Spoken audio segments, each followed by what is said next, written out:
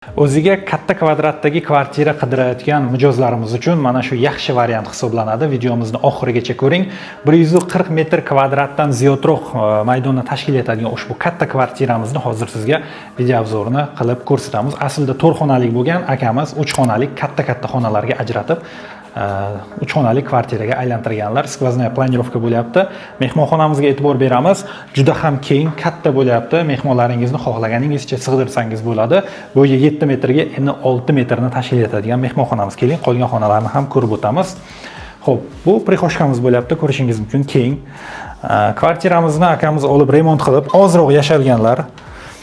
Hozirda bizneslarga pul kerakligi uchun sotishga majbur bo'lyaptilar. Mana bu bizda katta yotoqxonamiz bo'lyapti, o'zini yuvinish xonasiga ham ega.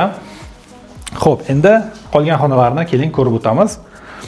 Kvartiramiz Rudaki ko'chasida Ulug' Simo qurilish kompaniyasi tomonidan qurilgan domda bo'lyapti. Mana bu bizda sanuzlarimiz, ko'rishingiz mumkin va hojatxonamiz.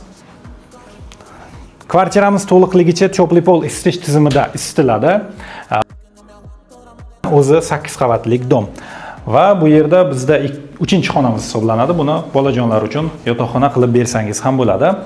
Skvozная planirovkaga ega, umuman gulxoy xonalar yo'q. Agar e'tibor bergan bo'lsangiz, juda ham yaxshi planirovka qilingan.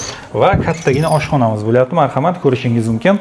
Kvartiramizning narxini 130 ming AQSh dollari so'rayaptilar. Yana kelishtirib beraman deyaptilar. Agar kimni qiziqtirsa, raqamlarga qo'ng'iroq qilishingiz mumkin. Marhamat, bu yerda prixoshkamiz, zonamizni ham kichikroq qilib alohida bo'lganlar. Bemalol kiyimlaringizni, oyoq kiyimlaringizni qo'ysangiz bo'ladi.